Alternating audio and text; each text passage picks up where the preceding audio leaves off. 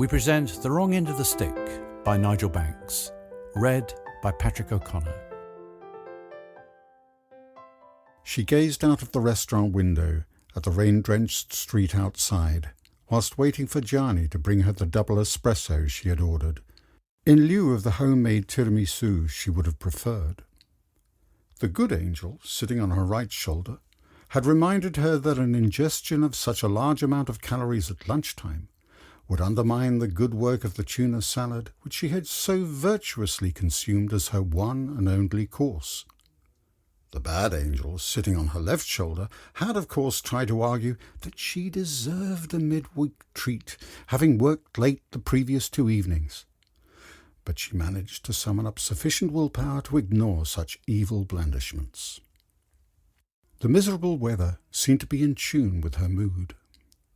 Wrong side of 50, divorced, no kids, she did a swift balance check of her life. Management status, so comfortably off, almost mortgage-free. So far so good on the plus side. On the debit side, however, no significant other, with little prospect of finding said other, few real friends, only child whose parents both died relatively young, so alone in the world. Work pressure left little me time, but she wouldn't know what to do with it if she had it. The negative side was stacking up in her mind, and here she was eating alone in a virtually empty restaurant with precious little to look forward to for the rest of the day, never mind the rest of what remained of her sad little life.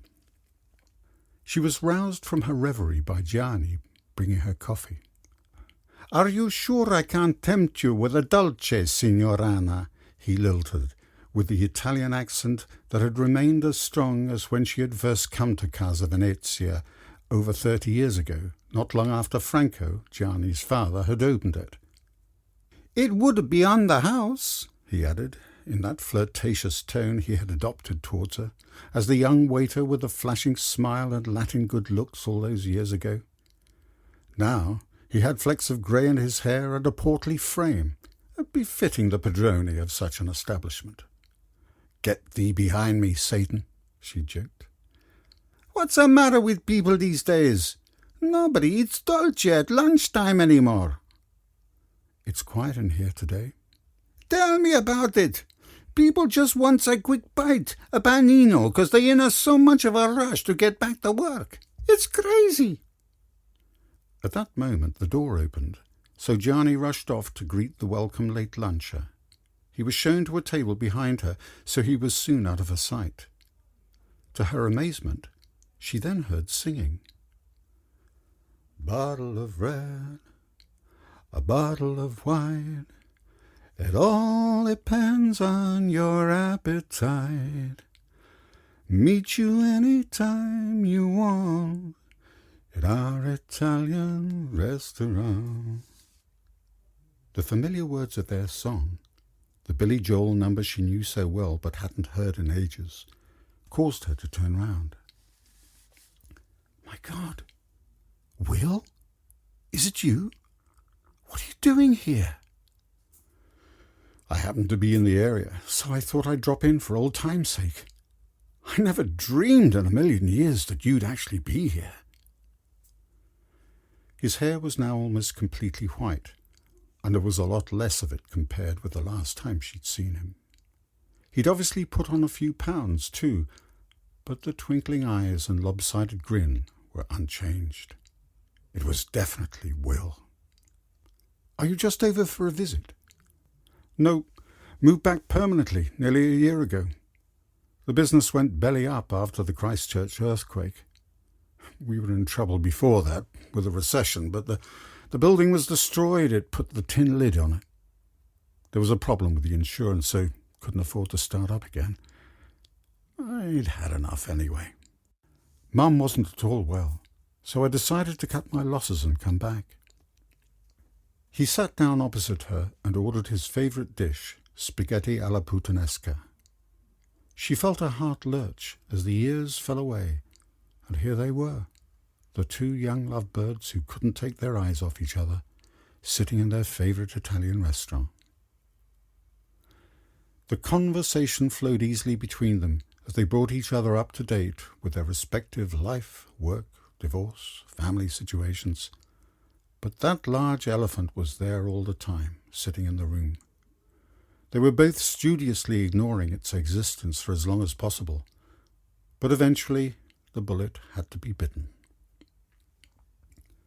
Over coffee, her second, so she'd be fizzing for the rest of the day with the caffeine racing round her veins, Will stretched out his hand to take hers and uttered the single word, "Why?"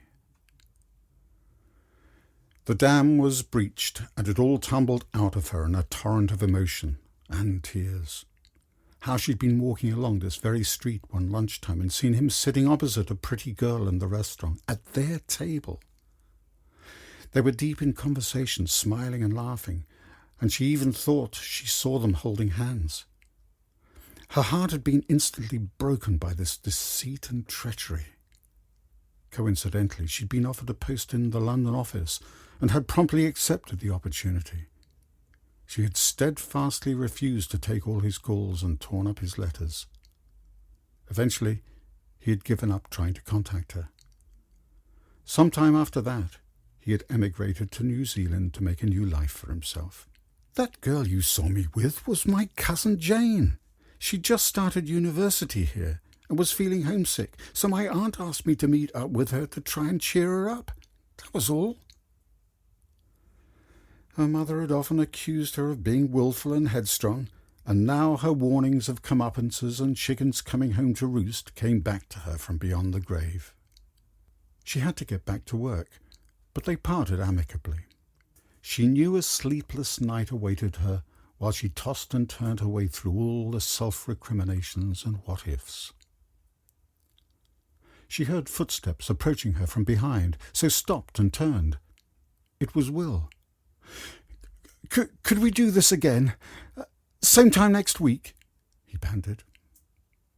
Her broad smile of acceptance came unbidden. He returned her smile and nodded before turning on his heels. All she heard ringing down the street was, "Bottle of red, bottle of white, whatever kind of mood you're in tonight. Meet you any time you want at our Italian restaurant."